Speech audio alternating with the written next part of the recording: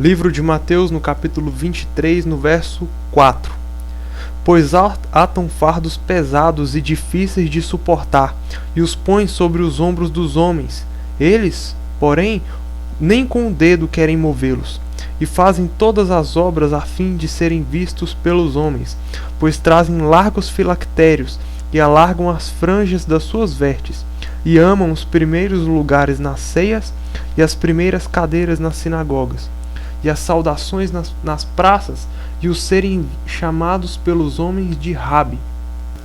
A primeira coisa que nós vamos ressaltar é aquilo que provavelmente você já sabe, que Jesus estava em constante conflito com os fariseus e com os saduceus, que são figuras principalmente do Novo Testamento e que formavam a classe espiritual dominante em Israel.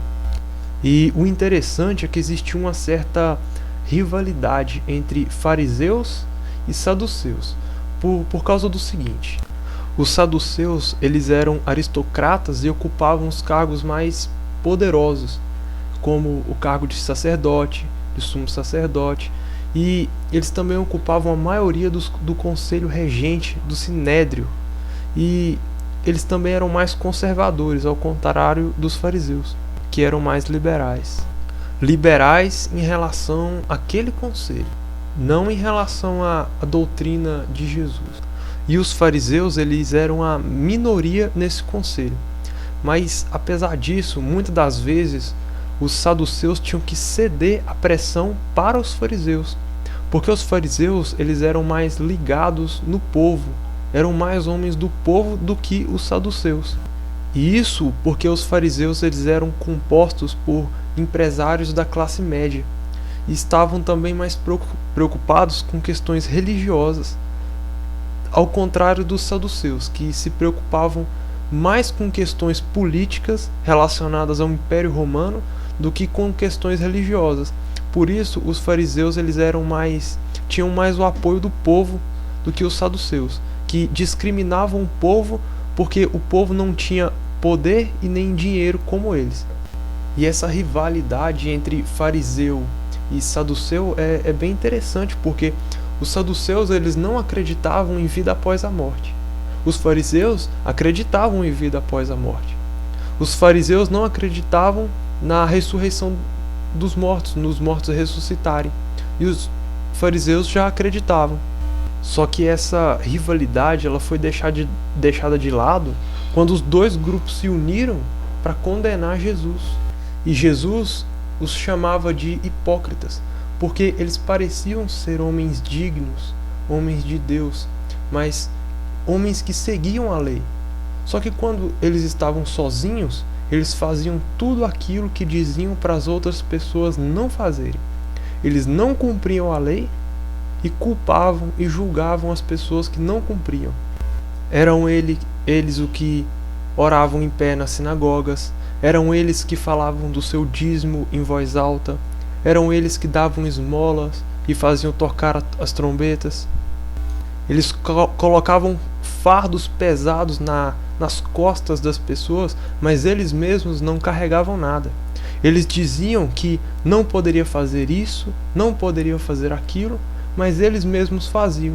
Por isso, eles receberam de Jesus o título de hipócritas, porque diziam para não fazer, mas eles mesmos faziam. E quando o povo judeu se revoltou contra o Império Romano no ano 70 depois de Cristo, os saduceus eles deixaram de existir. Por quê? Porque o lugar de reunião deles, que era o templo, foi destruído pelos romanos. O templo era o lugar onde os saduceus tinham seus laços políticos e sacerdotais. Quando o templo foi destruído, eles sumiram junto com o templo, porque eles já não tinham mais esse lugar onde eles poderiam se reunir como um conselho. E já não foi assim com os fariseus, porque depois da destruição do templo, os fariseus continuaram existindo, por causa do vínculo e do laço que eles tinham com as pessoas mais comuns, mais do povo. E como os saduceus eles não eram envolvidos com o povo, eles se foram junto com o templo. E na minha concepção de mundo, no meu entendimento de mundo, Os fariseus, eles existem até hoje. Então nós temos os fariseus de ontem e os fariseus de hoje, que tentam implantar o judaísmo dentro das nossas igrejas. E tanto os saduceus quanto os fariseus perseguiram Jesus por todo o seu ministério, sempre colocando Jesus à prova. E só conseguiram crucificar Jesus porque era da autorização de Deus, porque era necessário que o Filho de Deus viesse ao mundo e morresse na cruz para nos salvar. E o único legado que os saduceus e os fariseus deixaram para nós é que nós não devemos ser como eles.